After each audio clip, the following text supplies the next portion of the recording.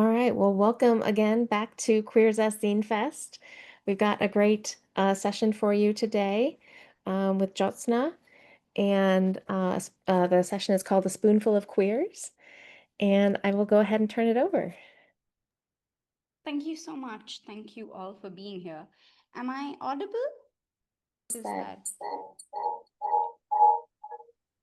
okay? I'm gonna go ahead and just leave and only present one screen. I think that's just better. Sorry for the trouble. Okay, here we go. Um, Give me a second to figure out how to share screen. Uh,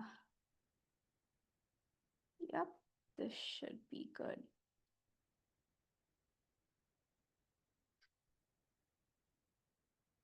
Application Windows or screen? I think Windows. Yeah. Can you see this? Yep, we can see it. Okay, wonderful. Okay. Thank you all so much for taking the time to be here. This doesn't seem full screen.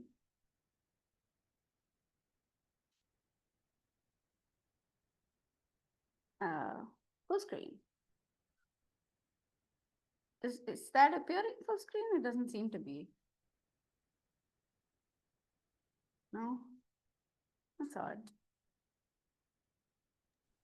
Yeah, I don't understand it either, but Okay, I'm gonna stop sharing for a second, make this full screen, and then hopefully uh it'll work. Oh, I'm so sorry for the trouble. Please give us 2 minutes for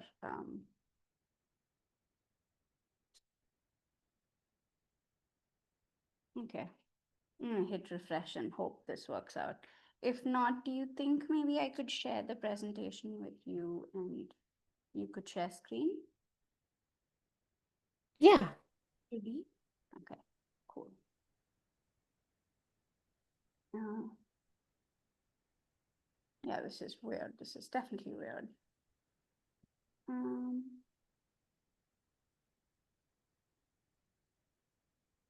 Hopefully opening it in a new window should help.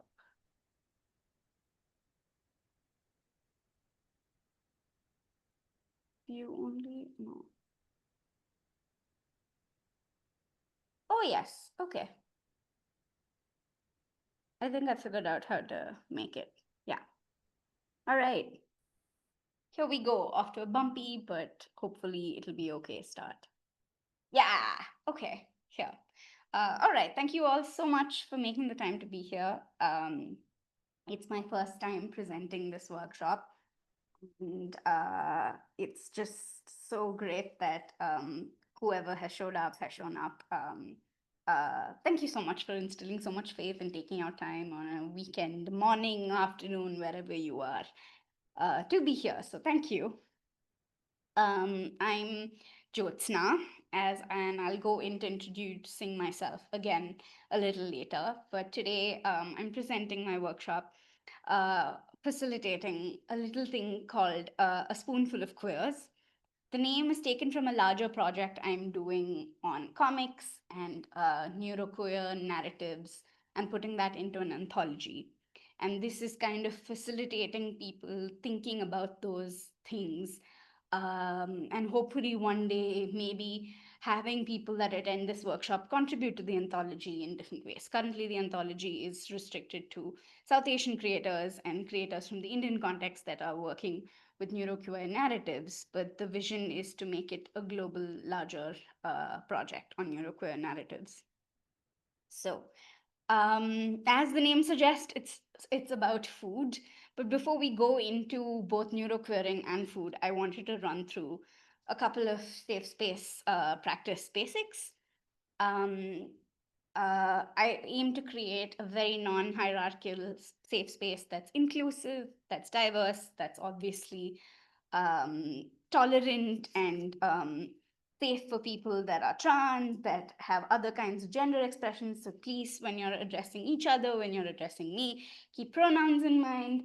I also don't believe that queer and feminists, intersectional feminist spaces must be, should embody fear and cancel culture in that sense. So if you make a mistake, that's all right. Apologize, and we will not crucify each other. If you disagree with anybody else that's participating, do so respectfully, and let's all remember we're all part of the same community during the workshop.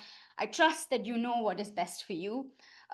This is being recorded, so you can always come back to this later. You can always reach out to me later for any of the resources that I will be sharing. If you need a bio break, if you sense that something is bringing up emotions and memories or experiences that are not okay, that are triggering for you, you are very feel free. Please feel free to jump in and out of the session, walk away, mute the session. Please take care of you. I trust that you can take care of you and you know what's best for you. And if there's anything else that you need as an accommodation, I would love to be able to help to whatever capacity I can. So please DM me or message me, and perhaps Julie, the representative from Queers as Seen, in case there's something we can do to make you feel more welcome and accommodated. Also, if you have any questions in general at any point over these 2.5 hours, please let me know. I would love to include that in whatever we're addressing. So please feel free to like put your hand up, interrupt, whatever. There's no interruptions are not rude, especially not in queer spaces. So please feel free to do so. Okay, are we good so far? Yes, no, maybe. Am I audible?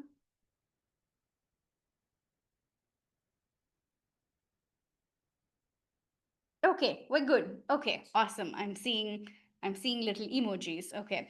Also, I think we are, and yeah, feel free to switch your camera on and off as you please.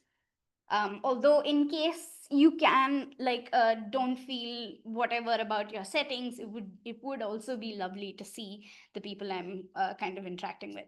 Moving on. Hi, my name is Jyotsna Ramesh. I am a neuroqueer visual artist and writer from Bangalore, which is a little city, so little city in the south of India. I make comics and perzines about my life, its highs and lows and wins and woes. And I believe very strongly that the personal is political and the political is personal. And that stance reflects very deeply in my work. And the experience of being a neuroqueer person features very heavily in my work. So, what is neuroqueering? Neuroqueering, and this is taken from uh, the loose introduction to neuroqueering essay that Nick Walker, who's one of three people that first coined the term on internet forums about 2 decades ago, put into an essay to kind of talk about to say, um, neuroqueering is the practice of queering, subverting, defying, disrupting, liberating oneself from neuronormativity and heteronormativity simultaneously. Any effort to establish, and he said I will link the essay maybe in the text box later, but before he goes into establishing what neuroqueering is, he puts up this very strong disclaimer, which is that any effort to establish an authoritative definition of neuroqueer is, in some sense, inherently doomed and ridiculous. Simply because the sort of people who identify as neuroqueer and engage in neuroqueering tend to be the sort of people who delight in subverting definitions and the concept of authority itself to begin with. Neuroqueering is an extension to the way queer is used as a verb in theory, and expand the mainstream meaning of queering to encompass uh, not just gender norms or sexuality, but to encompass the socially imposed idea of neuronormativity and the socially imposed idea of heteronormativity, and where those two intertwine. um, and to realize that when one queers one is inadvertently going to end up being like in some ways queering the other. In fact, I have been uh, to this point, I've engaged with neuroqueer theory so much that it seems almost impossible to do both. And yet, that does exist. We do know of white supremacist queer people, we do know of homophobic disabled people. So it's hard to do, but it is inherently sometimes a paradox. And that is the hope, that all systems of oppression are connected, and all systems of normativity are indeed connected. And when you pull at the thread, you end up pulling everything apart, which is the hope, right? So yeah, so neuroqueering believes that to observe, examine, and resist how socially imposed heteronormativity and neuronormativity kind of intersect. Yes, this is the link of uh, the essay, and there's a lot of theory out there. There's a lot of wonderful work and discourse that people have done out there. I myself was lucky enough and privileged enough to participate in a workshop that was headed by, or that is run by, and it's run quite often by these three people. One is Meg, one is someone named KR, and someone is someone named Martha, who runs something called Divergent Design Studios. They do some wonderful workshops and discourse on neuroqueering. So I was part of their neuroqueering at your creative practice workshop. So this is where a lot of my beginning and curiosity with neuroqueer was kind of, or not beginning, definitely it was further fueled by the work in that workshop. So if you're interested in this, I would really suggest you check that out. um, the eight broad principles, if maybe I should kind of link everybody this. Oh yeah, someone sent the introduction, thank you so much, that's wonderful. Okay, I can go back to screen sharing on my screen. Yes. Okay. Yeah. So I'm just gonna run very broadly through some of these, and like a why can't I see anyone? Yes, okay, that's better. Yes, that's better. Sorry. Yeah, I'm just gonna run very broadly through some of these. You can open that in the chat, or you can just listen and zone out, whatever works for you. Um, So you are neuroqueer if you neuroqueer. And what does that mean? That means you're either queer or you're neurodivergent, and you're generally both, or you're more of one than the other. There's no like exact milligram measurement of how much do you weigh queer and how much do you weigh neurodivergent. um but it's but in addition to just being that, it's not enough to just be it. It's also the idea that then you're conscious of how these two aspects of your being, and anyone who identifies as such, how these aspects kind of intertwine and what that looks like. It's the idea that expressing your neurodivergence further queers your identity, and anything on that identity in terms of gender, in terms of ethnicity, class, race, anything that kind of queers your particular position to proximity of power. There is a subversion of one's cultural conditioning to reclaim one's capacity to give full expression to one's like really weird, queer, and neurodivergent potential and inclinations. So, really, in a nice way, I think, in the best way possible, neuroqueers are just generally a bunch of really weird people who are trying to make it more normal to be extremely fucking weird.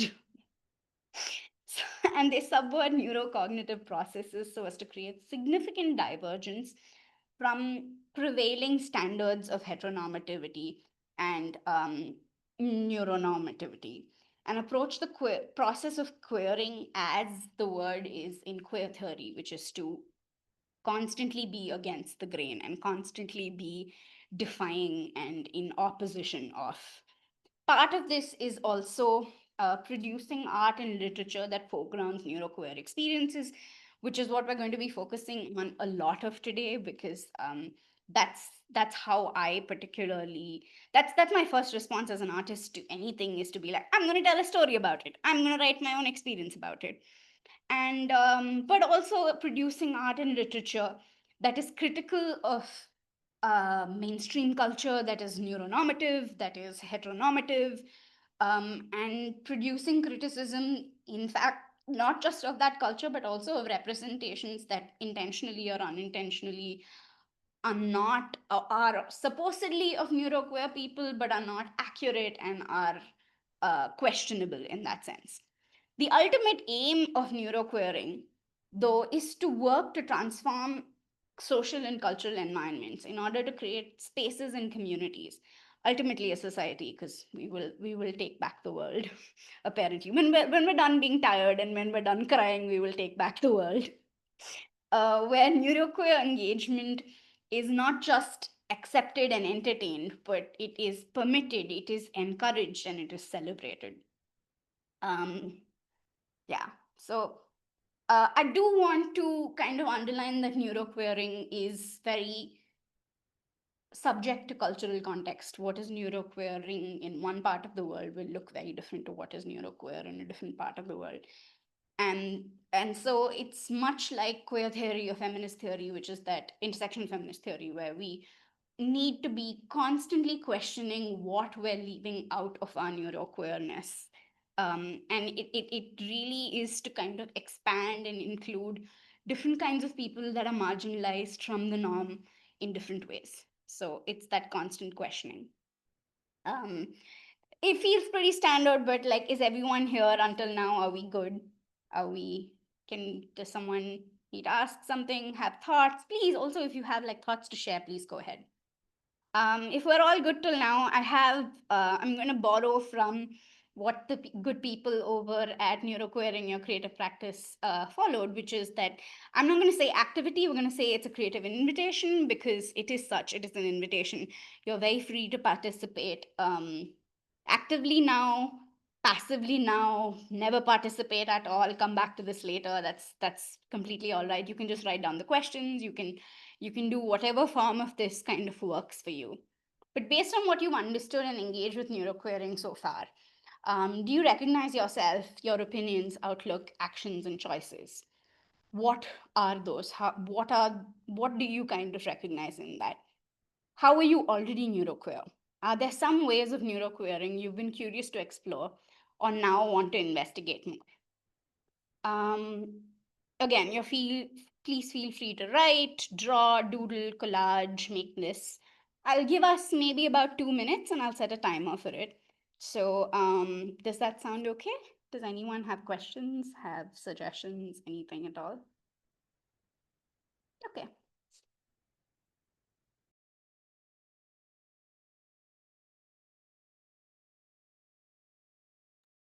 Also, feel free to play music or whatever. I'll make big gestures, so you can go all mute on the computer. I'll make gestures so you know when to come back.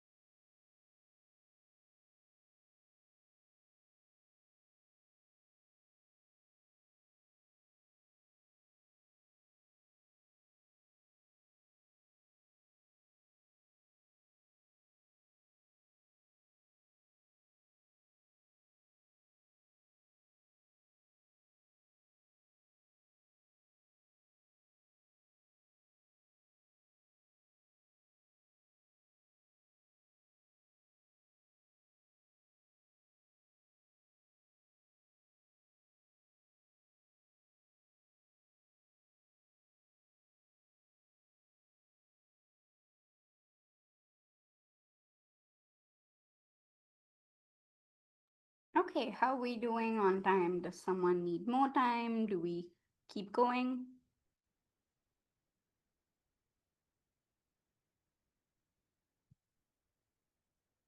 I'm gonna.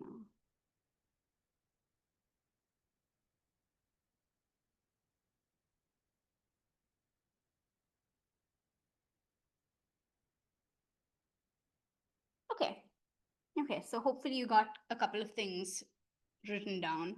If not, you can always return to this in some time. Um, but really, the idea is to kind of acknowledge that as queer people in general, we're already sitting at some intersection of this. And it's really just about expanding our ideas of what resistance looks like and what neuron queering the norm looks like. Okay, so I'm going to move on to talking a little bit about food, which is the lens, so to speak, that we're going to be looking at neuroqueering with today. Why food? Food is fuel, and the need for food is universal. So, in that sense, it's universal. And because it's universal, it's also an equalizer.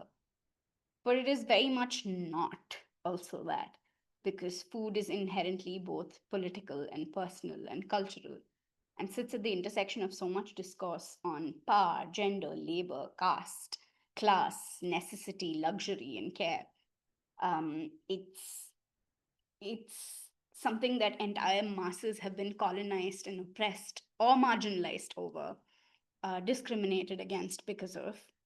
And it's also been, and yet it's also been a tool of revolution and revolt, and like the linchpin for great movements to happen. And something that brings the collective together is about community.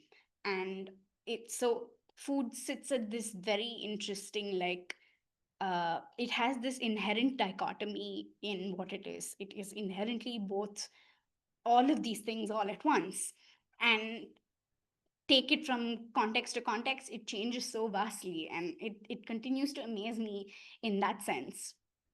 Um, Food can be silly and whimsical, but it can be large and political and serious, and something that shapes trade and shapes diplomatic relations and shapes but like also the personal diplomatic relations and like small everyday interactions. And so for that reason, I think food is just such a wonderful entry for all of us, because whether or not you feel crazily about food, I do, I'm a foodie, but you still have a relationship with food, whether you choose to see it or not. And so that's kind of why I find that it's a beautiful tool or a medium to kind of look at neuroqueering and life and politics as a whole.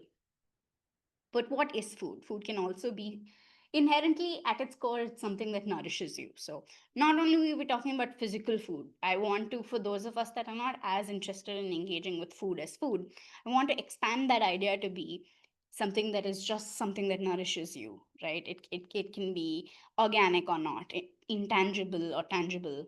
It doesn't have to just be the bananas and bread. It can be more. It can be conversations with someone. It can be time. It can be attention. So what is that thing that if when neuroqueering our ideas of food, we can neuroqueer what we define as food to begin with. So for that sense, here is the next creative invitation, which is, what is food to you?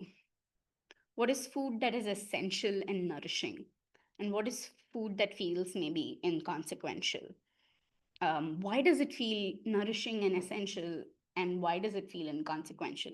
Does that tell you something about yourself and your relation to the world, to your relation to maybe the family you come from, the culture you come from, the particular time in like the history of the world that you represent? What is your relationship with food? I'm going to give you about 5 minutes. This is a longer one. Just have at it. And yeah.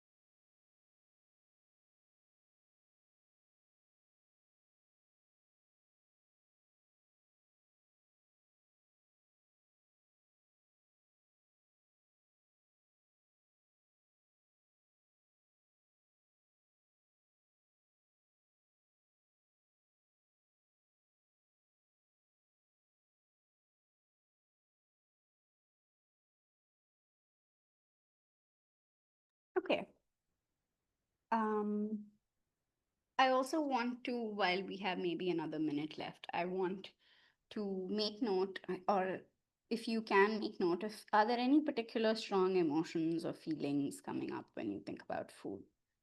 Um, this may not be the case for everybody, but in case there are, kind of just take notice of it. Maybe make a note of how this entire exercise is making you feel, thinking about food in that sense to begin with. Moving forward, yes, no, maybe, yeah. Can I get a show of emojis? Do you need a little more time? Okay, okay, wonderful. Moving forward. So I wanted to start sharing a couple of neurofood queer food projects that could serve as inspiration for us to start thinking about what would a food project, or what would storytelling and narrative around food that might neuroqueer norms look like. I do believe that stories change the world, they change the course of our lives, which is why the stories we tell matter. Whether it's watching something on screen, and the person may look like us, may look very different from us, but it helps you feel seen and represented. Or if it's just the stories we tell about ourselves, that can have such a big impact in how we think about the world, about how we think about life and our choices and actions. So stories really matter. I want to kind of share a couple of examples of stories that were not exactly neuroqueer, or were neuroqueer in some aspects and very non-neuroqueer in other aspects, but that have really, really shaped how I think of. There's always, like, I think for everybody, there's like one story or one incident that you read or you saw, you heard of when you were really young, or even when you're older, that changed something small or big in your life and in your brain. So the first earliest example of that I can think of was, I was a teenager and I was going through my very first serious depressive episode. And I dealt with it the way most teenagers that have access to the internet did, which was with doom scrolling and just watching a million things on the internet all the time. And I was reading this particular book that was very new, heteronormative in many ways. It was about this, and I tried really hard to locate this for the workshop, but I wasn't able to. But it basically was this story about this girl who had moved back home, and, like, was whatever, it was very, like, typical story arc of like someone that had failed at like a creative career and had to move home, and was just dealing with a lot. And there, one of the side characters, it wasn't even the main protagonist in the story, was someone that was a model that had a massive meltdown because of their anorexia being uh, uncontrolled, like it had gotten out of hand and they had to be hospitalized and they were being rehabilitated in their parents' home. So this protagonist was sharing their childhood home again with their sister and their parents. And not much else from the book clearly I remember, but I do remember that this person that was diagnosed with anorexia, that was going through this rehabilitation in life, had to start going to therapy, and their therapist suggested that they just get some plants, but they were all like herbs. They were there was rosemary and there was thyme and there was garlic and garlic chives. And she starts out not understanding why she's being made to do this exercise, and she hates it. But eventually these plants grow out, and she eventually starts snipping them and harvesting these aromatic herbs that are edible, and she makes an omelette with, I think, the rosemary for the first time a few months down the line, and that leads to repairing her sense of her relationship with food. And not much else stayed with me, except I read that and I got it into my head that food can repair a lot in our life, that food and the process of nourishing ourselves can do a lot. So that's how I actually work. I read that part of the book, and then immediately, and I remember this so crystal clear, I immediately got up, went to the kitchen, and caramelized a bunch of bananas.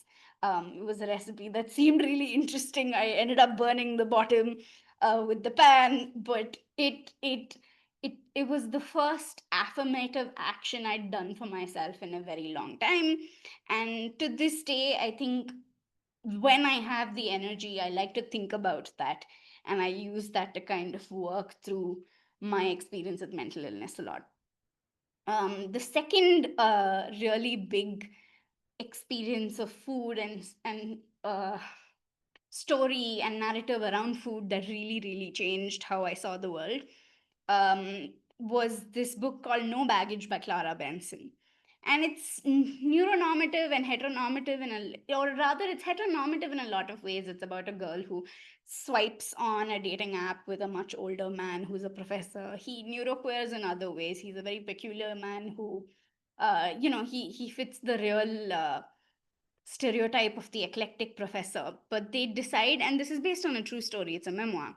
They decide to neuroqueer travel, or like really do a weird trip where they fly in and out. They have no bookings.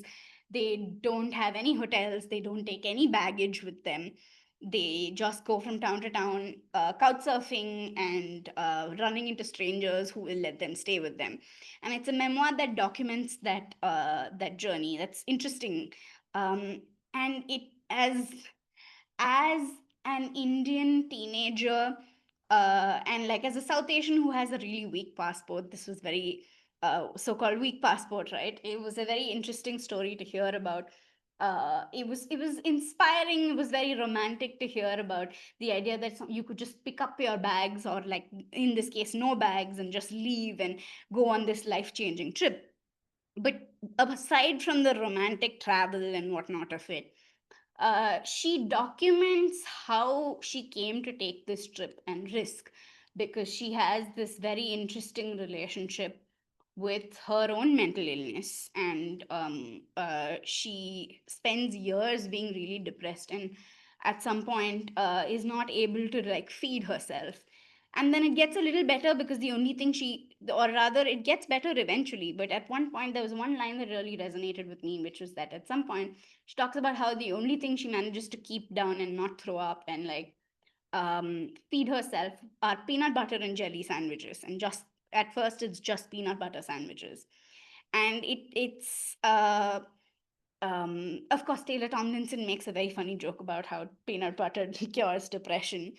But the idea of food can look like it's low effort or high effort to you at a different point in time, and how you never know what telling your very peculiar, weird story about food is going to affect somebody else way across the world, and their relationship with their neuron divergence, or their journey with queerness, any of that.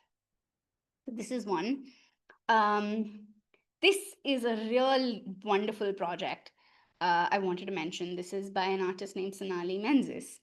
This is actually available online for everybody to see. You can also support the artist, but she's put it up to be open access and free to everyone. So if you can contribute to the artist, please do. But like, this is the link where the zine is available.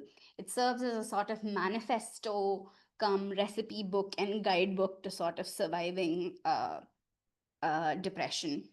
And Sonali Menzies' work in general, she works a lot with mental illness and what it takes to survive. And it comes from a very empathetic, I am also here, I also understand. She has a bunch of zines on surviving anxiety, on surviving suicidal ideation. And it's very much a I see you sort of perspective. So I would really recommend checking this out.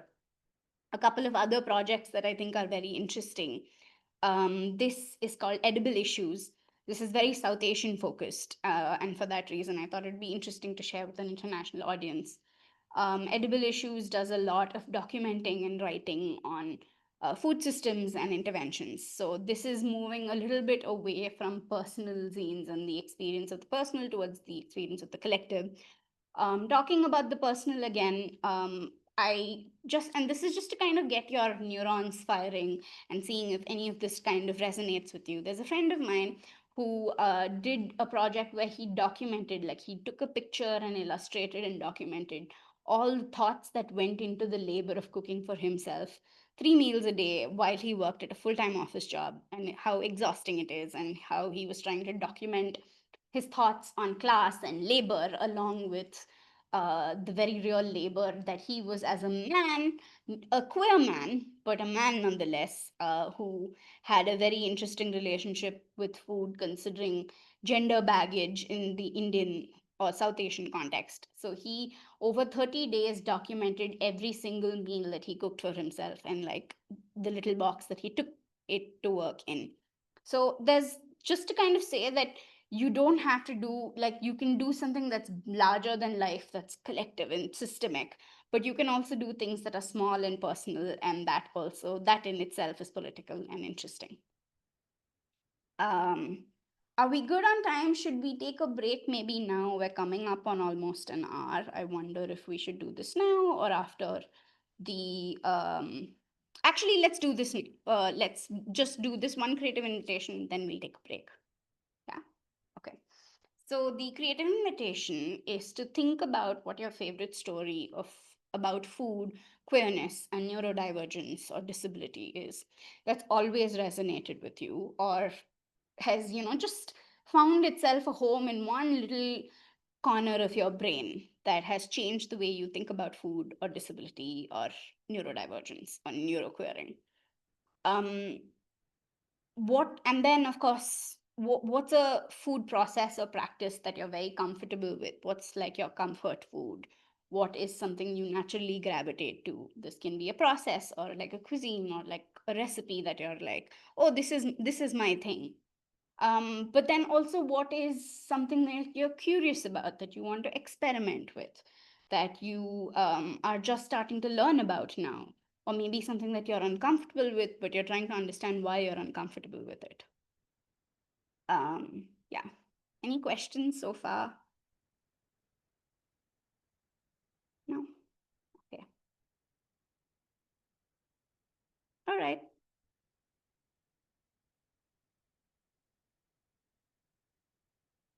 I think what we can do is you can take maybe 5-10 minutes and 5 minutes and write about all of this, and then we'll take a break for maybe 10 minutes. Maybe everyone wants to get up, stretch their legs, whatever. Come back, and then when we come back, before we move on to the next part, I'd love to hear what these food stories that really have resonated with each of you are.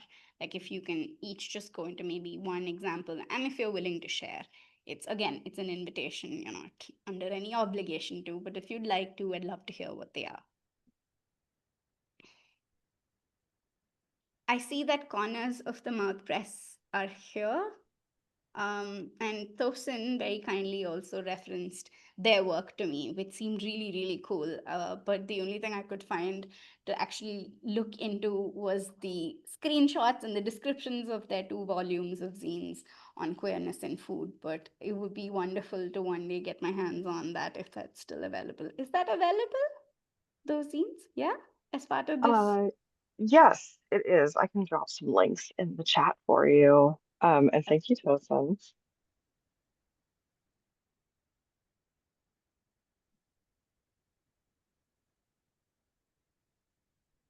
Okay, I'm gonna mute myself, but I'm here. If I'm also gonna try and see if anyone has messaged me personally, in case I realize that sharing from the same screen. Okay, I'll do that during the break. Okay.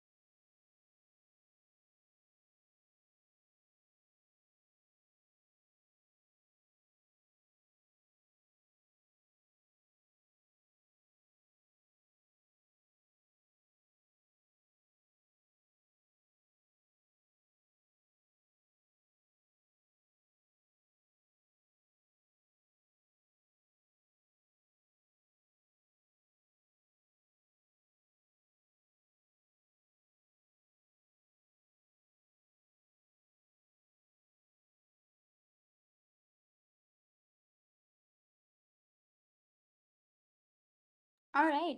I think we'll take our break now. I will stop sharing screen and yeah, go get a beverage, stretch out any limbs, and I'll see you back in maybe 5, 10 minutes. How? What do you say, Julie? 10 minutes? Yeah, whatever works for you, I think. Yeah. Five Okay. or Let's do 10. ten Yeah, minutes. 10 Yeah. minutes. Okay. Get a snack. Get whatever. Yeah.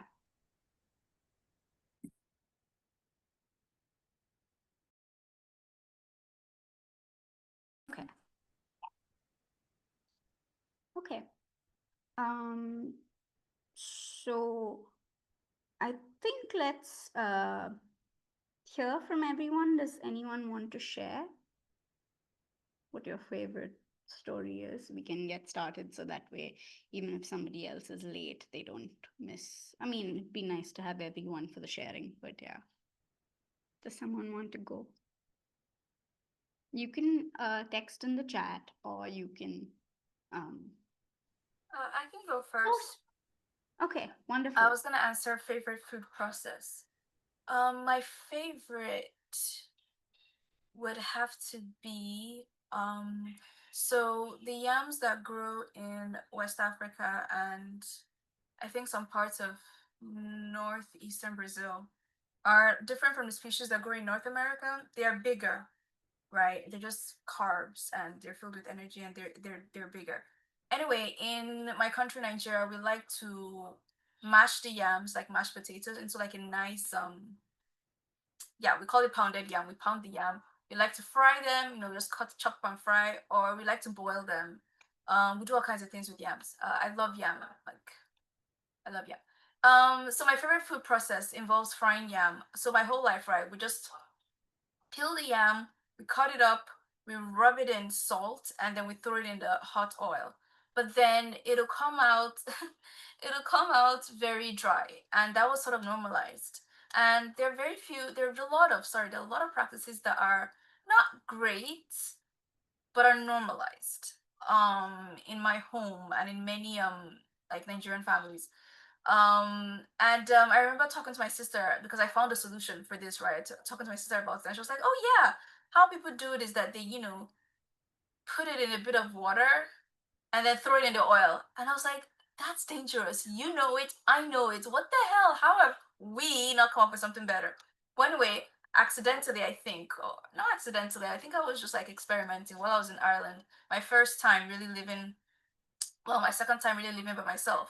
When I lived in Ireland, I decided to once I chop up the yams, put them in, rub them in salt, and also add some soy sauce to it. And first of all, the like chemical process of like adding soy sauce to yams is really cool because it's sort of soy sauce is very light, and once they touch the yams sort of absorb them and turn their colors from white to like a very light brown, and it's really pretty, kind of like watercolor in water, I guess, or watercolor on paper. It's really pretty, and once you throw it in the hot oil, it fries very well without running dry. And I wish I could just like announce this to every single family in the whole country because I don't think anyone is really doing this. Soy sauce is not very accessible in Nigeria as a whole, but it is somewhat, it's not impossible to get. Um, and it's a really cool solution. And anytime I fry yams, I obviously fry it that way. And I'm just so happy that I sort of discovered or experimented and came upon this process. It's so simple, and it's like my favorite food process and the one I'm most proud of. Thank you for sharing, Tosin. Um, do you want to share anything else, or can we move on to the next person that wants to share? Who else wants to share? Okay.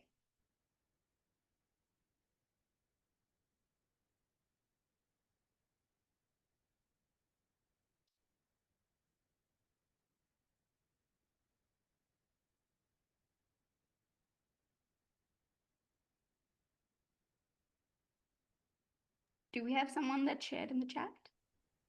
Well, I can share. Okay, wonderful. So I have a lot of baggage around food.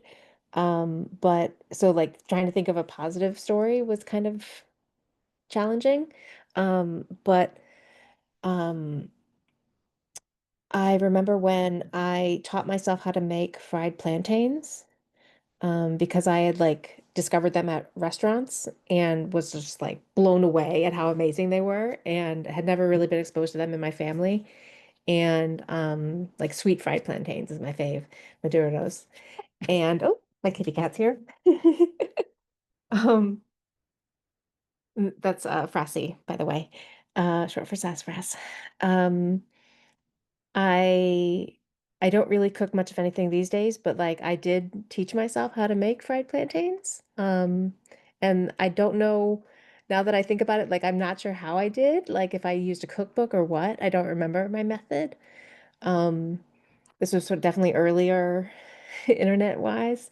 But yeah, so that thinking about that makes me happy, like makes me think that like, oh, food is possible for me in a way that like it often feels it's not. So, yeah. Thank you so much for sharing. I also want to iterate, and I'm so happy that you were able to share something that was positive, or like it challenged you to share something that was positive. But I do want to iterate that maybe that didn't come through the invitation. But you are free to also. It doesn't have to be a positive experience. All of us have complicated relationships with food, so it's wonderful that you came to that thing of, oh, it can be positive for me. But if you're called to experience, to share or explore um, a different relationship or a different aspect and a different feeling of your relationship with food and neuroqueerness, that is very much okay. As neuroqueer people, we do struggle with the Sisyphean task of feeding ourselves every single day. I mean, it's so well documented. The idea of, I'll go to the supermarket and buy everything, or like buy so much and then forget about it in the fridge, and then you're environmentally conscious, so then you feel really terrible about wasting food and you don't want to, and so then you repurpose things, and that is neuroqueering in your way. So but whatever our experience and our relationship with food is, all colors and shades of that are very welcome. Does anybody else want to share? Okay, I think we're good. So, you can, if you're feeling shy, if you're caught up right now, you don't feel like sharing now, we will, at any other point, you can also figure out if you'd like to share, and we will let you kind of come out and share with us at that point. Okay, so for now, moving forward with the next invitation. Um, Metaphors are one of the strongest ways of rewiring our brains. I'll go back to the example of that book where healing one person's relationship with food looked like being able to grow it and come from it from a very neutral point of view to then be able to heal their relationship with their body.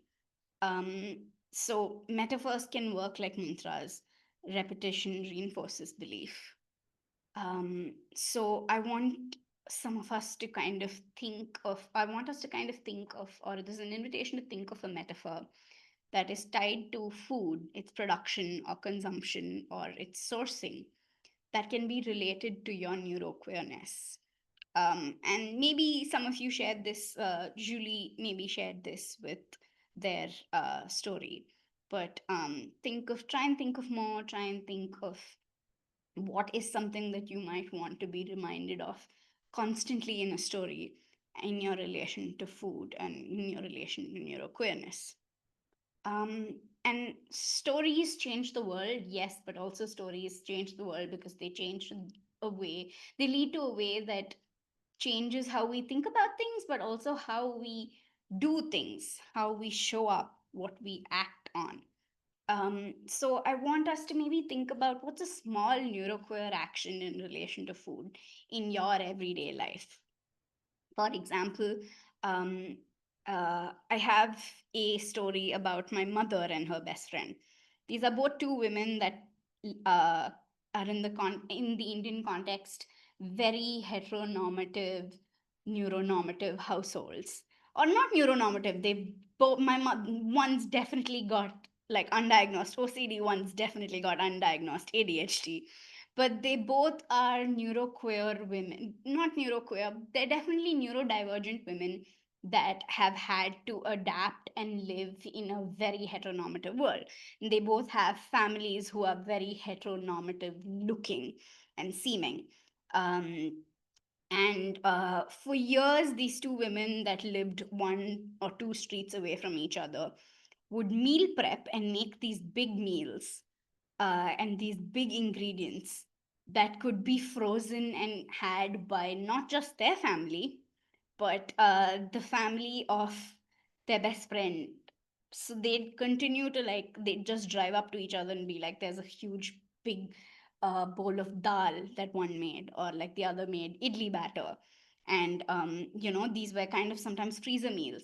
And it was the kind of queer family and solidarity in a sense that was working within a heteronormative setting where it wasn't just I will feed you, but also understanding that so much of one woman's or each other's labor as women in that setting was the labor of feeding the entire family, so they'd make it easier for each other constantly.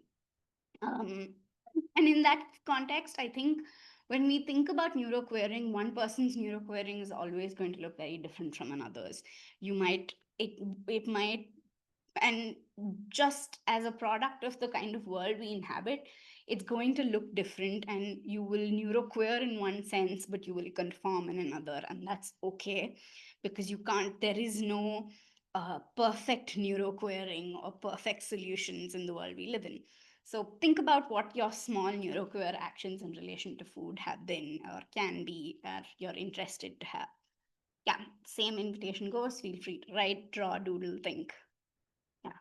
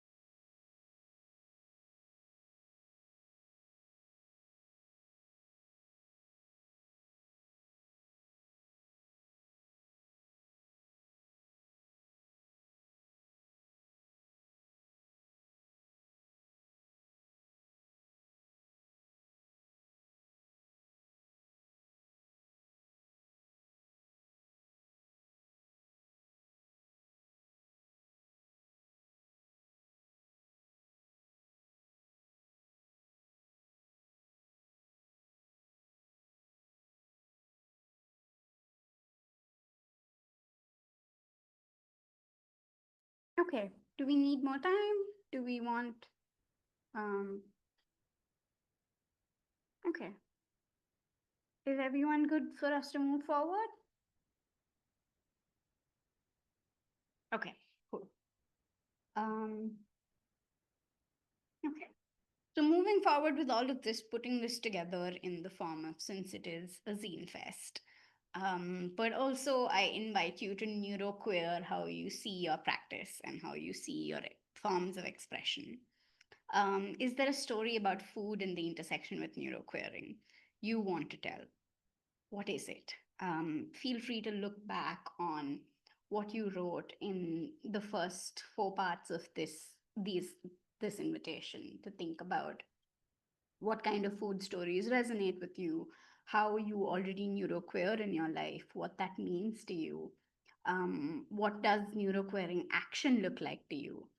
Um, then think about, could you neuroqueer or subvert the form of your storytelling? In what ways can your narrative itself be queer? Now, that could mean trying collage when you haven't tried collage, making a zine with photographs alone when usually you draw.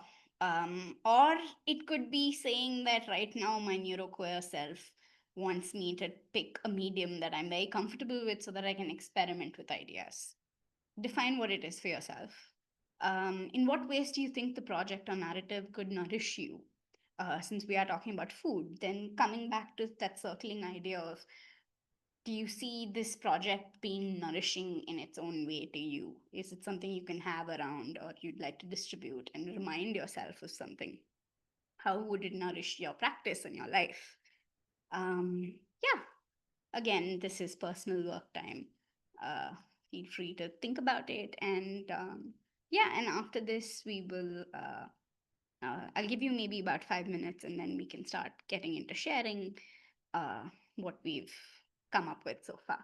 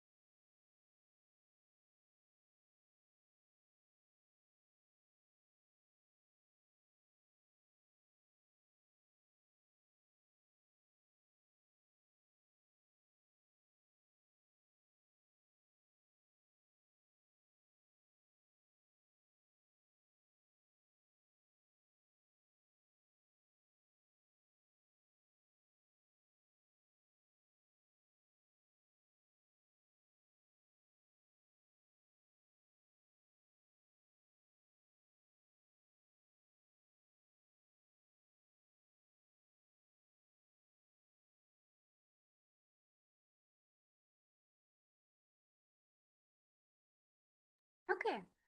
How are we feeling? Can we do a quick check in with everyone? How is this going? Do you need more time?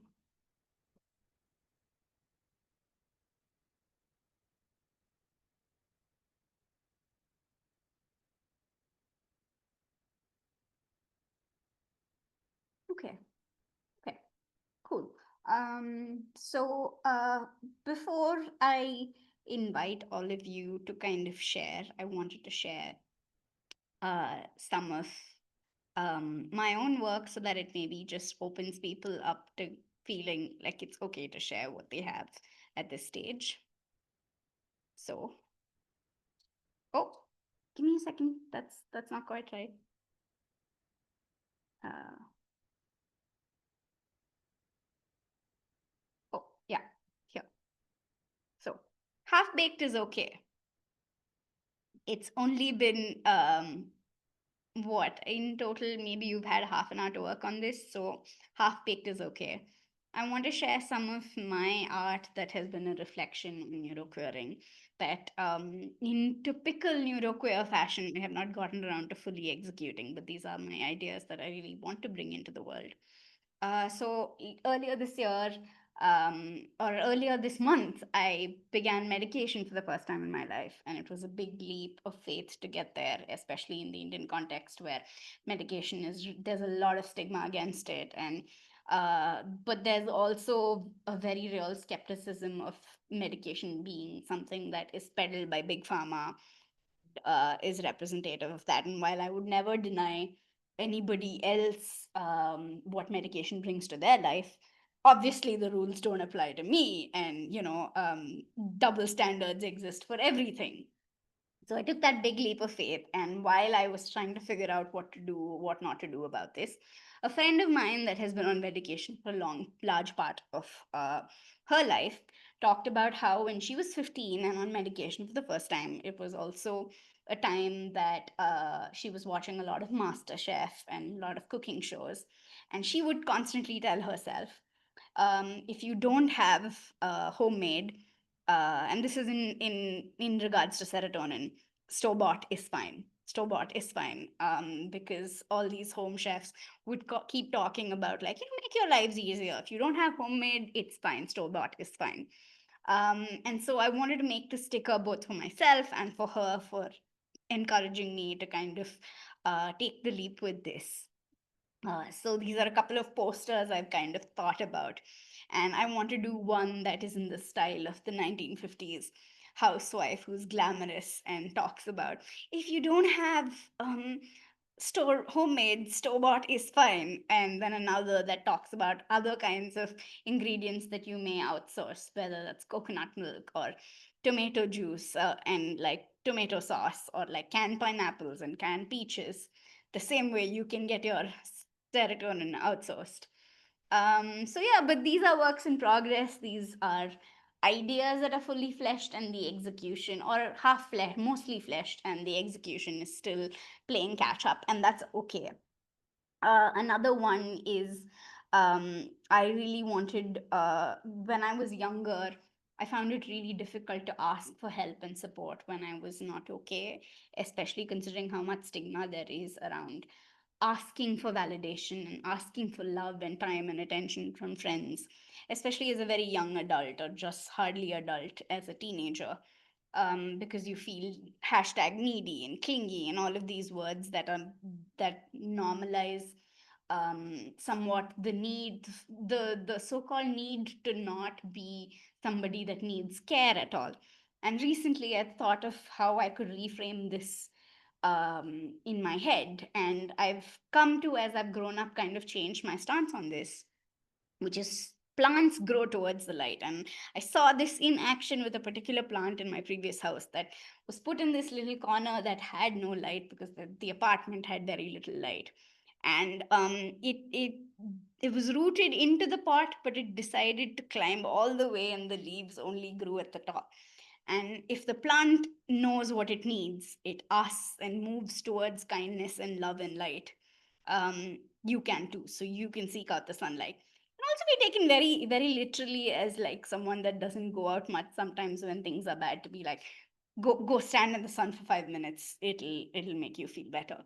But this is something I want to like really kind of make into a bigger zine that documents all the weird ways in which trees and plants grow just to seek out light and just to seek out the nutrition they need and the resources they need.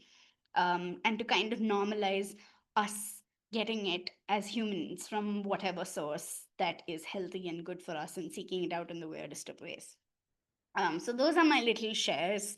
I'm also trying to work on a zine that makes it normal to come back to creative projects after a really long time by using the metaphor of fermentation and how you can forget about something and it sits on your shelf fermenting for a long time, kimchi or ale or any of the things that you could ferment like pickle, and it doesn't get worse with time, it only gets more flavor and gets more intense and interesting over time. So that's another about like the shame around neuroqueering people, like neuroqueer people abandoning projects but kind of undoing that shame to embrace your own spiral creative process or your haphazard creative process and make it very normal to yourself.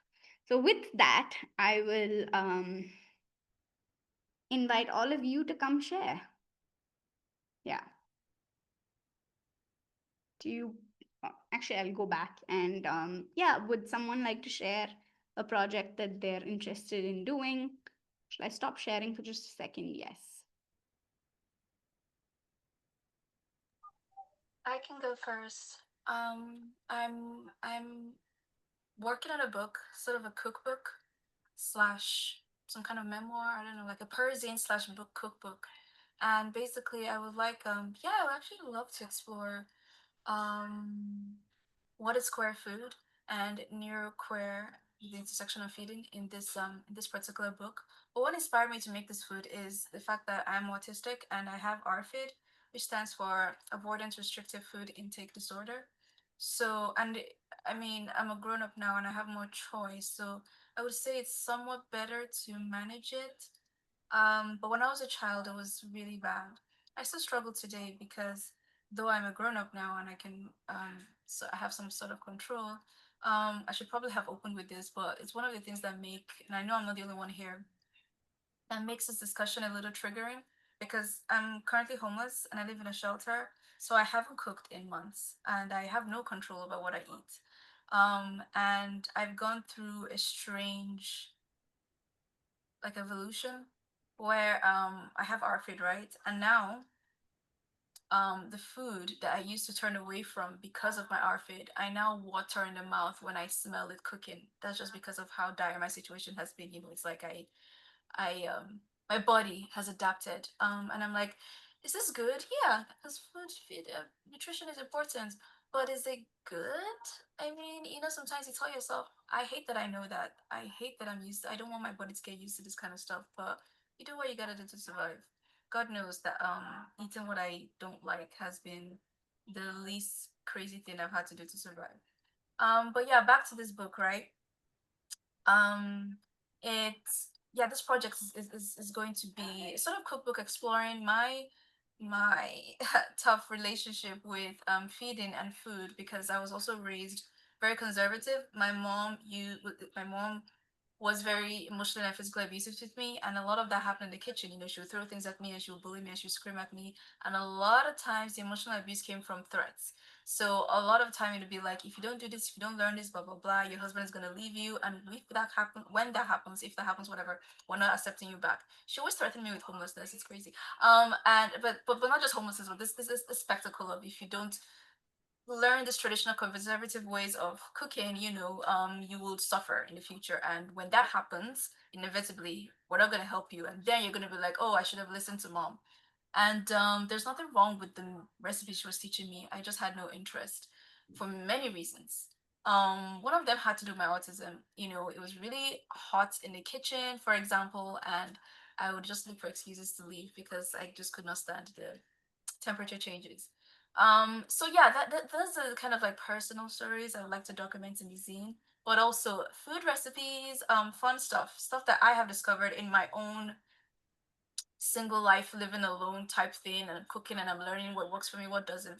So I'm thinking of calling it safe foods, because that's sort of like play on that's sort of like the word that a lot of um autistic people use to describe the kind of foods that they hold on to whenever they're in a situation that they are exposed to food they don't like. They just navigate towards their safe foods, safe snacks. You can take them on a trip. When you look at a menu and you don't see anything you like, you look quickly for your safe. You just reach for your safe food. So that's basically what I'm talking. That's what I'm gonna call it, safe foods, sort of like and I also want to bring in my intersection as a refugee to it, because when I first moved to the city, sorry, to this country, I was living in the south of Brazil, and the food there was not something I was used to. And being someone with ARFID, I would go into a little bit of a panic because the food that I like, I guess you could put it that way, wasn't available, and I wasn't surrounded by people who could cater to this fear and nervousness in me. And this so-called fear and nervousness would get so bad, I would have nightmares. I would have dreams of, actually not nightmares, they were dreams. In my dreams, I would escape to a place where one of the dreams, literally, I've never told anyone this before, but one of the dreams was, a field of yams, like literally. My happy place was like a field of yams. And then I woke up, and it was a field of yams not far from where I lived. And I woke up and I was like, that's not true. That was a dream. That's not real. And I was very, very unhappy because I needed to eat. So that's kind of stuff I'm going to document. Yeah, so also the intersection as an immigrant in a country, like pretty much how to feed yourself as an immigrant in a new country. And I'll talk about like personal stories and also wonderful, wonderful recipes. And another thing I want to bring into this project is that when you just search for food, like Nigerian meals, you see a lot of photography, like really good photography, really beautiful stuff, but you don't see a lot of art. They're like no vector drawings of my they're like no stock images, oh my god, of traditional Nigerian food. And it's like whatever, okay, just like sometimes it sucks, okay, it's like representation, whatever, but like I don't know, no one is doing this stuff, so I kind of want to bring into that.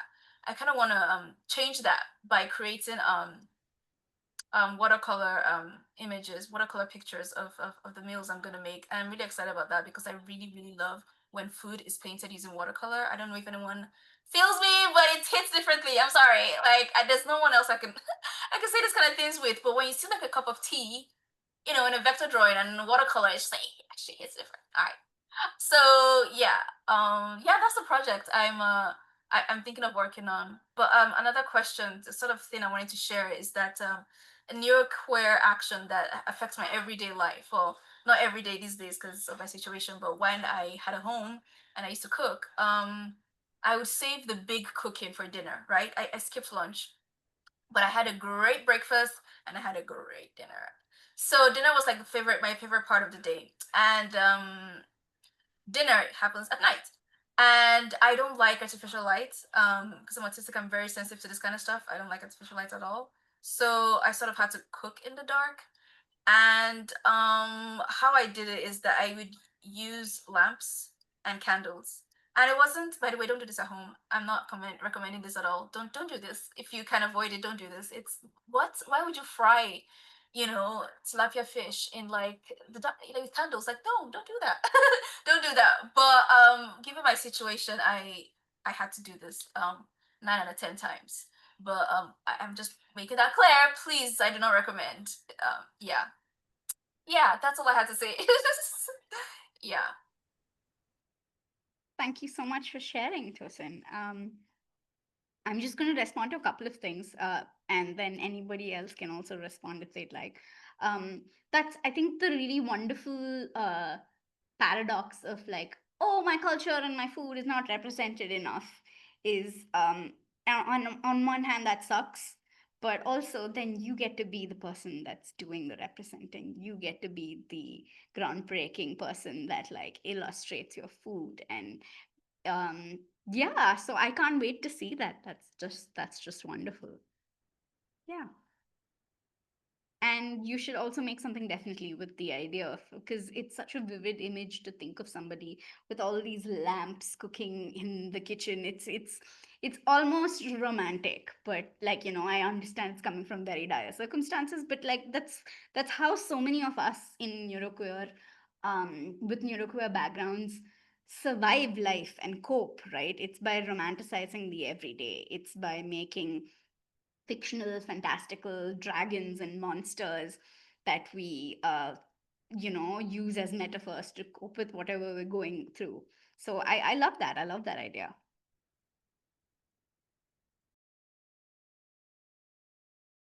Would someone else like to share?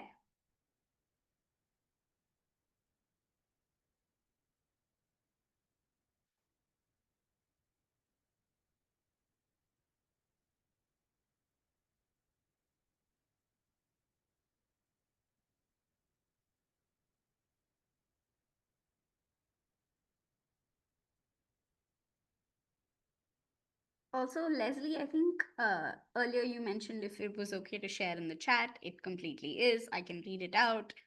Um, just letting you know. Um, if anybody has any other thoughts or questions or anything else they'd like to share, please feel free to jump on or to type it out. When you had asked about the metaphor, I the positive metaphor I came up with, well, so earlier I had written when on an earlier creative uh invitation, I had written something like about food being an albatross around my neck every day. And then when I was thinking about like rewriting my story through metaphor, I was thinking about fed is best, which is a Mm. play on breast is best, which is for, like nursing mothers, nursing parents. But like I like to think of that too in terms of fed is best. Like, it's just if I'm having the same thing every day, that's okay. Like it's just fed is best. Like just getting at eating my food that I need to eat to, fuel my day is what's best. So, yeah. Yeah. And I think as neuroqueer people, we have really wonderful ways of sometimes gamifying, going back to what Tosin said, gamifying our lives. And sometimes maybe you can make like I do this a lot of like a life. And this is something that a lot of people have recommended.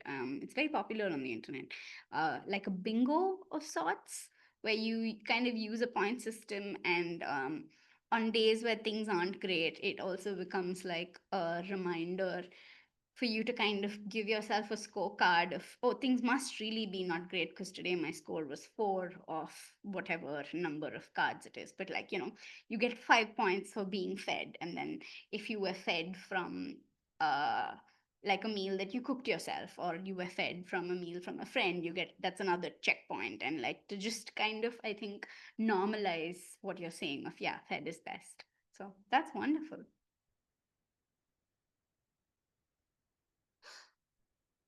Okay. Does someone else want to share what they've been thinking about? If nothing else, any thoughts on the subject, on the workshop, and what they're interested in exploring further after this? Did this spark any other tangents? Yeah, I can go. I think I've been thinking a lot about my partner made a zine a number of years ago about nail biting. And they are a chronic nail biter who has, and like this is, I don't know, public information. So, um, but they have ADHD and maybe some other things going on. And when they wrote this zine about like what worked and what didn't work, it kind of made me realize, like, as someone who doesn't have ADHD, like was like, oh, like I could be more supportive. Like I could, instead of just being like, oh, have you tried? It's like that, like, have you tried yoga? Like white girl thing that people do in the States that drives it's like yoga's not a prescription drug. It's great, but it will not cure your ADHD. Um, and I think like I've benefited a lot from people talking about being in a mixed like ADHD, non-ADHD um relationship. But it's also one of those things where I don't ever want to be like prescriptive about it. I'm like, these are the kind of things that like work for us. Like we have like a chart that we can check off things where it's like who did the dishes, like who did the dishwasher, so then you're not like sitting there being like, did I do all the chores? Like, did that actually get done? But now I'm kind of wondering about like, is there something useful that we could write together about kind of trying to exist and feed ourselves every day in a let's say it's a mixed neurodivergent relationship because the ways I diverge are different from theirs. Um, that's not sort of like you must do this if your partner has ADHD, but it's like how can you be supportive? Like what might work for you? Like what's something to try and consider? Um, yeah, so I will definitely show them the recording of this, but I will pass that on as well because it is probably a thing a lot of people deal with, or when you're both neurodivergent, but you're sort of coming in opposite directions on the same issue. Like maybe one of you has a lot of like food stuff and the other one is like forgetting things in the back of the fridge and you're like, how can I not give you the ick, but like make sure we both get fed? So yeah, a lot to think about there. That's wonderful. Thank you. While you were speaking, I just, and you can take this, leave this, take part of it. But I was suddenly reminded of, it's the same as with any form of neurodivergence. Something you try today may or may not work tomorrow, may not work a week from now. And you're just like, but we fixed this, we hacked this, and I can't believe I had to refigure this out again. And it's just with yourself. But then in that context, I think the idea of there's not just one thing you go to. There's never just one thing we go to, right? So then a lot of people have suggested the idea of you have a menu, like there's dopamine menus and there's rest menus, of looking through a general resource list of things that work for you. And in this context, since we're talking about like food metaphors, the idea of, especially because you share a home and you cohabit and you live together, um, the idea of like a pantry, and there's things in the pantry that you bring to the table that, or that help you, and there's things that they bring to the table or help them, and it's a shared pantry, and sometimes the pantry is running low on this or running low on that, and you don't have this available, or you don't have the energy and the spoons available for this, but you can try something else, and it's about like, it's a shared common list, so that it's not, and it's that same thing of when you then presenting it to the world also, it's like, here's what's in our pantry. That something might work for you, might not work for us, or vice versa. So yeah, that's another thing to think about. Yeah, I love metaphors with food because I think that on some level, it's so universal, the idea of whether your kitchen is communal, whether your kitchen is personal. It just cuts through, and there's so much that each of us can relate to, no matter how different our living spaces and our situation and circumstances look like. It's so universal in that sense. But yeah, does anybody else want to share?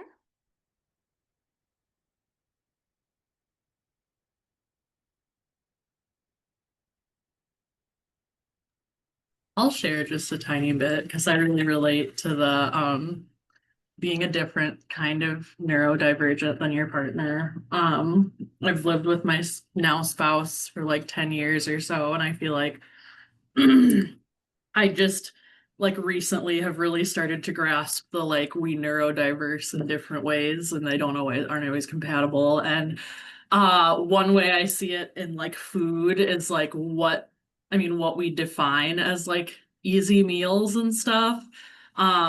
Even in the way that like I like they're like a really big ramen person, but when they do ramen, they do like very fancy ramen, but to them that's still easy. And they're just in general like way, way, way more of a cook than me.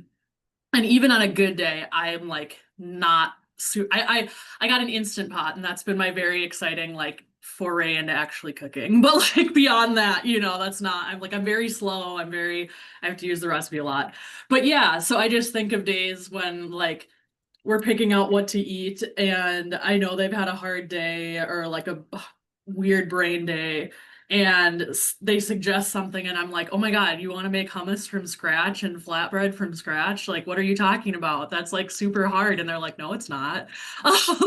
So that's just like an interesting like brain difference thing I've noticed with us.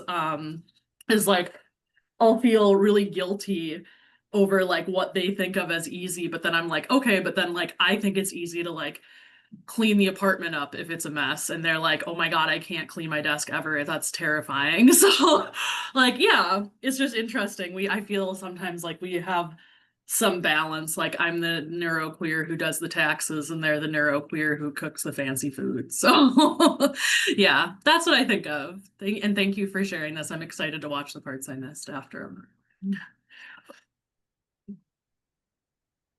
Okay. Wonderful. Thank you so much for sharing. Does anybody else want to go, or should I show you the closing slide? Is that kind of it? Does anybody else have anything to share? Okay, cool. I will then get to sharing my screen. Yeah. Yeah, so I kind of wanted to, in closing, say a couple of things. One is there's two kinds of workshop participants, generally speaking. And I guess today there was less like time to actually make and do, but it was really more of sit with your own ideas, and I hope this serves as inspiration for you going forward. But there's the kind that come and take in things and like ruminate with it, and then there's the kind who like immediately sit and make things. Um, it's okay whichever category you fall into. I hope you do think about this, and that this serves your creative practice in whatever form, and your life in whatever form. Seek out neuroqueering community. I think one of the most affirmative things that have happened to me this year and the last couple of years is last couple of years it was less with the label of seeking out queer community, and then you realize the intersectional graph between queerness and neurodivergence is almost a full circle.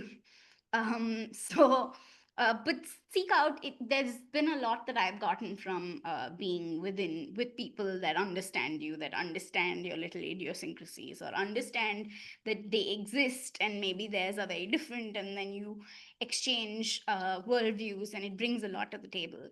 So seek out neuroqueering community.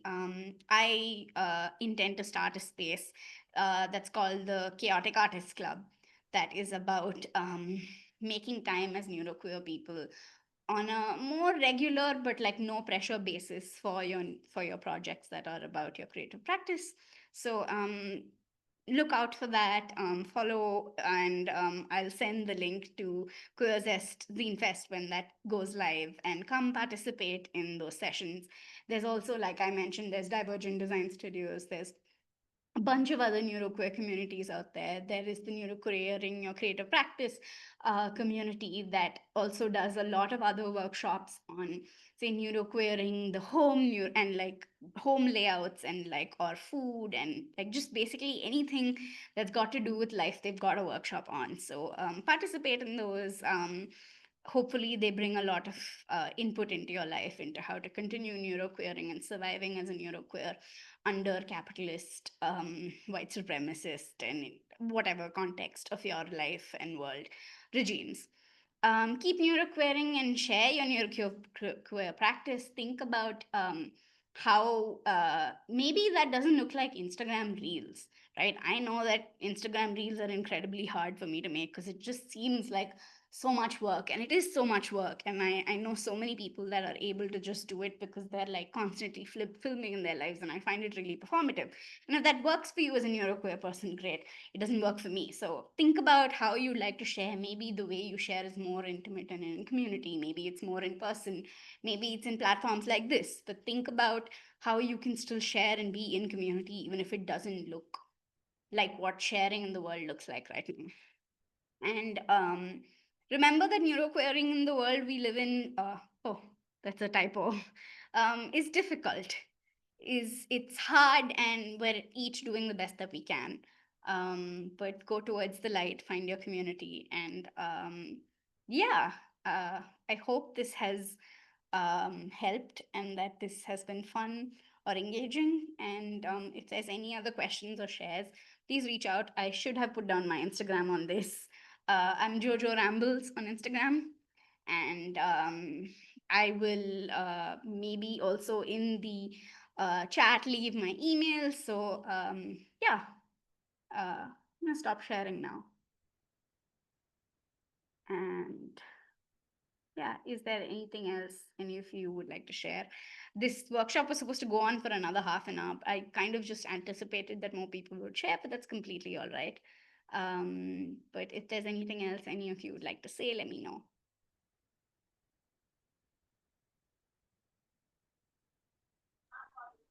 I do have a question. This is about the definition of neuroqueerness.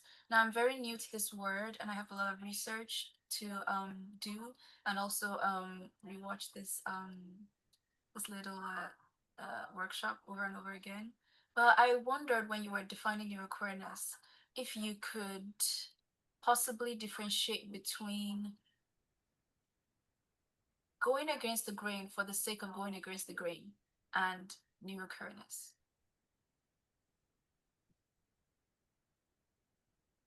That's a great Also, question. if anyone here had any opinion about that, but yeah, what is the difference between neuroqueerness and going against the grain for the sake of going against the grain? Because I feel like we exist in a community as queer people, where people are queer people, activists, and neurodivergent people, scene makers, writers, where we find ourselves in company of people who do this or are very likely to do this. So like, what's the difference? Because I don't believe they're the same. I mean, I don't think so. But how do you differentiate? Because they could exist a group of people who would define going against the grain as neuroqueerness, and I don't think that's what it is. I'm not sure what neuroqueerness is, but I have a feeling that it's not that's what it's not. So if you could help me make a distinction, that would be really great. I think Leslie wants to say something. Yeah, I was just gonna say I kind of have thoughts on that. I guess I'm thinking of it more from the neuro side, especially, but I see it in I mean, I feel it in the queer side as well. But I feel like when I think about it, I think about like, I guess I'm thinking about it in terms of stuff that like makes life more enjoyable or easier for me as like a neurodivergent person. And I think about how there's a lot of things that like just objectively make things better for everybody. Like ramps are easier than stairs, or like being able to adjust your lighting in a space can like really, I mean, even if you're not neurodivergent in any way, that's like very comforting and stuff like that.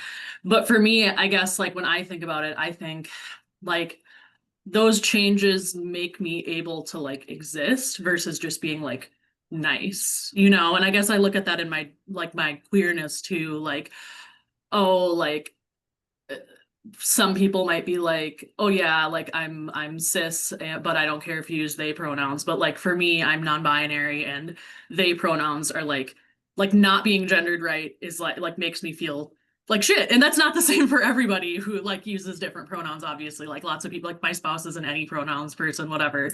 Um, but yeah, so I guess when I think about neuroqueer, I guess like, and because I also just found that within the last couple of years and have gotten really attached to the concept because it makes a lot of sense. Like there's a ton of intersection between my queer identities and my neurodivergence. And I just think about it as like, do I do the things I do because I want people to pay attention to me, or do I do the things I do because that is how I move in the world and how I exist in the world. So I guess that's my experience for like neuroqueerness. And I think that there can also be like a mix of that, because I know especially growing up, a lot of people don't like know how they identify or know what works for them. So they might do things just because they feel like they're going against the grain, only to realize later, oh, wait, this is actually a really important part of me, and stuff like that. And I think there can be things that go both ways, I guess, that somebody could be like, oh, I really think I identify with this, and then later in life be like, nope, that's definitely not me.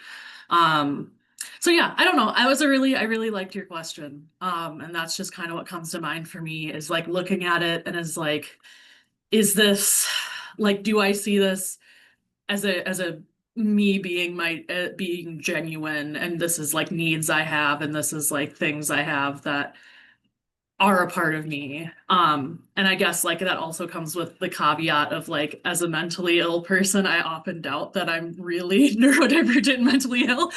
I'm like, no, just because I've had therapy and medication for all this time, it helps me function. Doesn't, I'm totally faking. But like ignoring that part, literally like that's just like what I think about is like, does doing this to my space greatly affect my ability to exist? And does, you know, does the way I experience joy in ways that a lot of people like don't or think is weird, like, is that something I'm doing because I want people to think I'm weird? No, it's something that I'm like, I wish more people would accept that this is just like how I experience joy. So I think that's what I think about is like when it's pushed back against, is that like, oh, okay, I'll just stop doing it? Or is it like, nope, this is an intricate part of who I am, and stopping this would take away from me my ability to exist, I guess. Yeah, okay, thank you. Yeah, I think that's very well put. I would also like to say that I struggle with this idea of needing to be a universal definition for things for the very simple reason that I think so. A large part of neuroqueer circles is the disability rights circles and people that live with disability, and that can take on both mental, visible, invisible, physical forms. Sorry, I mixed those two, but I think what I'm trying to say is kind of getting understood. And this idea of people from uh, that have, say, physical disabilities, that have other kinds of very debilitating disabilities, are still part of the disability community. They contribute to the general discourse of things, but maybe they're not able to like show up to like a protest and not able to show up in other ways that other people can. That doesn't make them any less neuroqueer. So I think it's I also think this distinction of, are they doing it for clout? Are they doing it for attention? Are they doing it for this versus who is genuinely affected by it? Yeah, one really good metric is to say, is it just like a plus to them, or does it really like changing the game for them in life? But it's also, I think, very personal based on how not all neuroqueer people are going to see each other as, I mean, in an ideal world, we all see each other as having equal stake in the label and are accepting and inviting of different interpretations of that word, and the way that you neuroqueer can look different from someone else's, and there is tolerance for that. But I think it's a very personal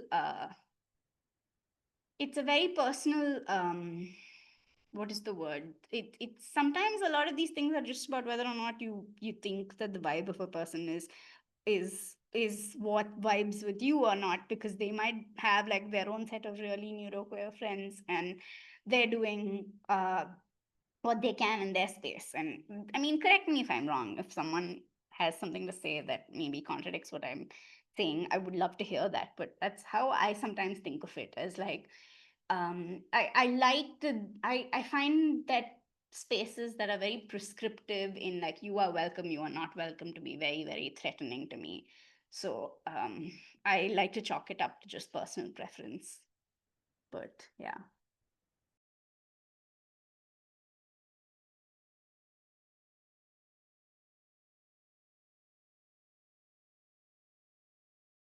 Did that maybe answer your question, Tosin? Yeah, yeah. Sorry, I was slow there. That gave me a lot to think about, and you guys really thank you so much for sharing your personal experiences and trying to answer my question. That definitely opened a lot of doors for me and made me think even more. It definitely explained a lot to me.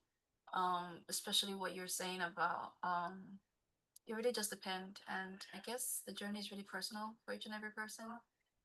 So, Yeah. thank you.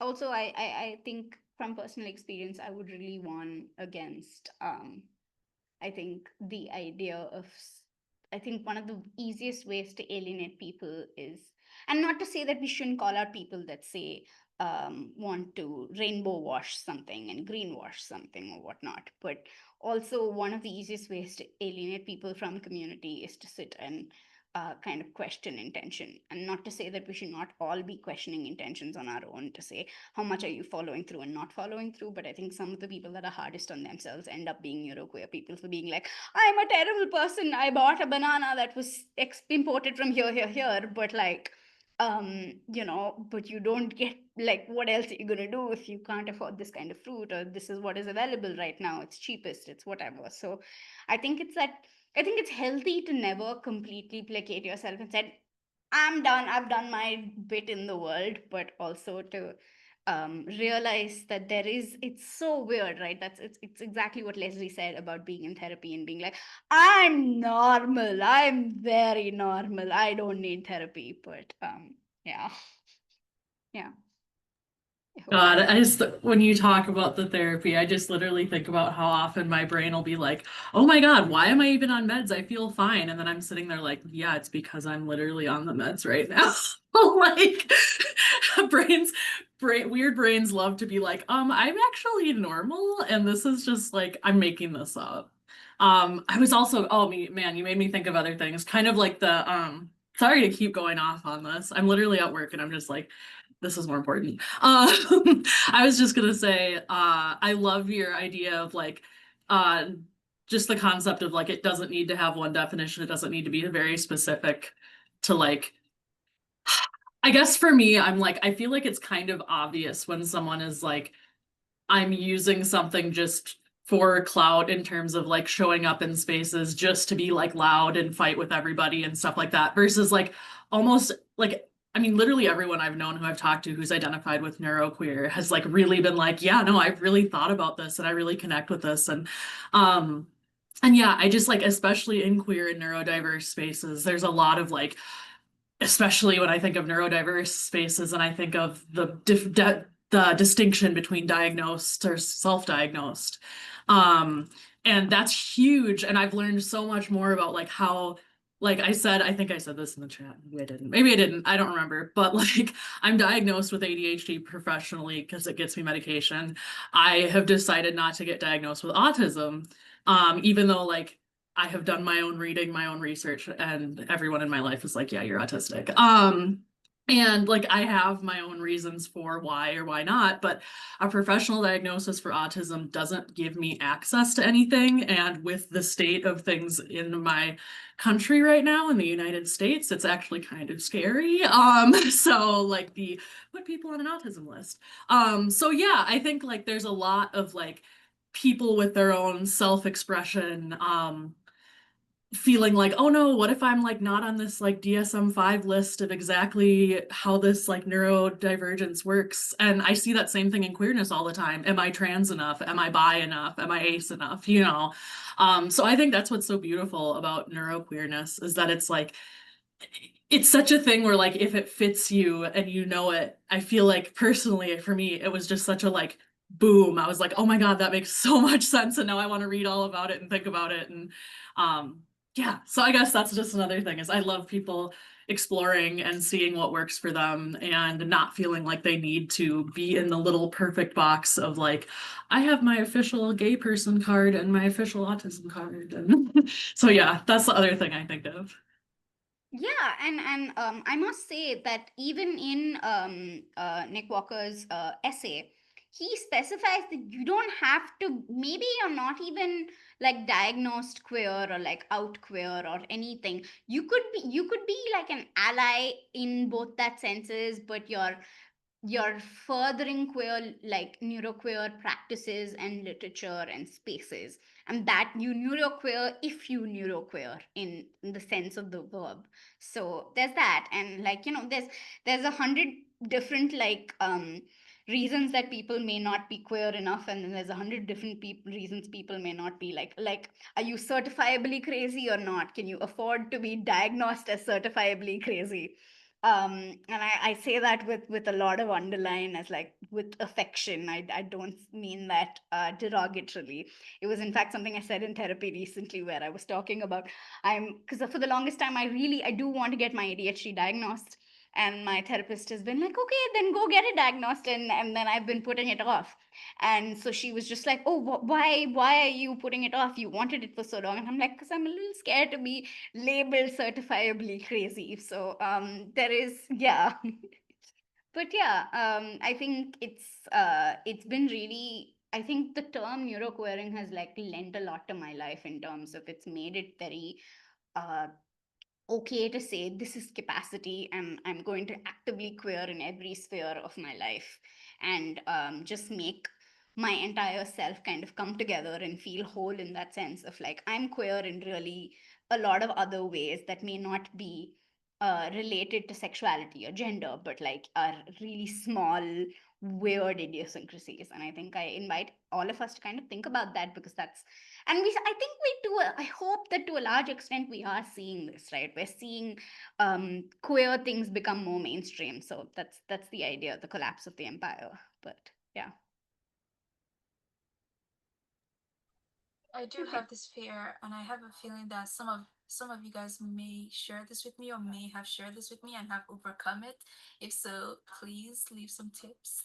I do have this fear that even with the very word itself, neuroqueer, that there's this tendency that a lot of people who are super ignorant about both sides or all sides, or the spectrum at large, is are very feel the need, like with the very existence of the word, for example, and the concept, feel the need to then um pathologize awareness. And um a good argument to that is that, well, neurodiversity isn't pathological to begin with, or shouldn't be. I mean, there's arguments for both sides. But one thing I do personally that does help, and I would also encourage this as a tip for others, is looking, reading research and looking through archives um of um of pre of like of indigenous representations and like pre-colonial interpretations of both neurodivergence and queerness. What you read, regardless of the country, the continents, the culture, what you read can be so validating and eye-opening, because I mean, hello, we are one. And it can be very healing. Yeah. I'm definitely going to send you some link, Tosin, of I think they do a wonderful job. I mean, this is just like a sliver of a little course, but they do a really, really wonderful job with the neuroqueering your creative practice course. And I did it on a full scholarship, so I will send it to you the next time they're doing it. I would really recommend you kind of check it out. It's they do a really, they go into this as well, of like trying to understand if there are references to pre-colonial and other kinds of indigenous culture that we can draw from, that understand time and understand um, neuroqueering better without pathologizing it, but make room for it in a very warm, wholesome sense. But yeah. I was also gonna say, I'm sorry, I've been jumping in a lot because this is great, and I'm so sad I missed a big chunk because now I'm like, oh, I love these conversations. I was gonna say I highly recommend reading Nick Walker's book Neuroqueer at some point, because it made me, what you were saying made me think a little bit about the discussion of, like, I think it's called the medical versus social theory of disability.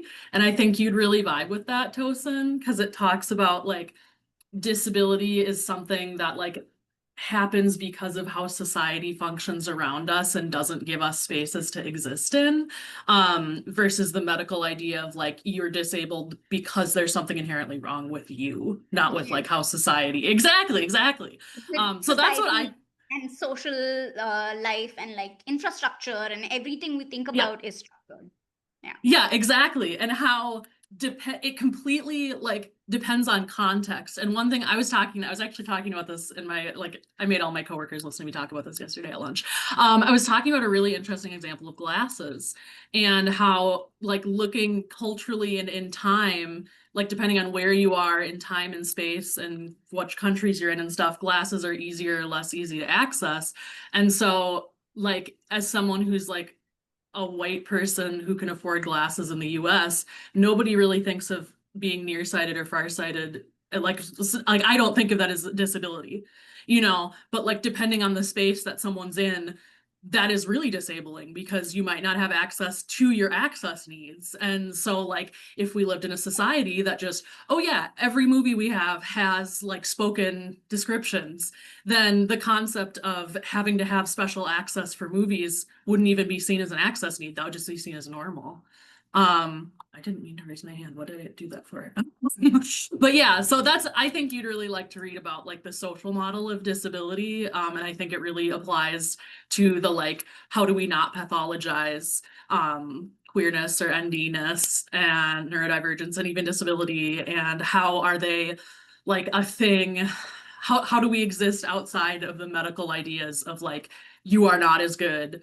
And because I mean, like literally queerness, it has been and still is defined as you are not good enough, you are medically an issue, you are mentally ill for being queer. When in other spaces it's like it's fine, it's normal, it's a normal way to be. So yeah, I think social model of disability, I think you would really be interested in that. Yeah. And that's a great parallel because it's exactly what you said, Leslie, of like there exists conversion therapy and there exists all kinds of weird stigma and pathologizing and even jail time, and like you can be completely seen as a criminal to this day for queerness, which in other parts of the world is like we've gone the other, we've hit what feels like to some of us in some parts of the world of utopia, of you have marriage rights, you have gender rights, you have expression rights, you have rights in terms of being able to medically alter yourself to do things and have hormones. So it's that thing of one can only hope that we continue to depathologize things and make a world that's more accessible for all of us. But yeah. All right, I think we'll wrap this up. And thank you all so much for being here. It really means the world to me that you came and you participated and you engaged with what I had to share and the ideas. Please stay in touch. And I'm just going to very quickly drop my email ID in here. And Julie very kindly put my Ko-fi and the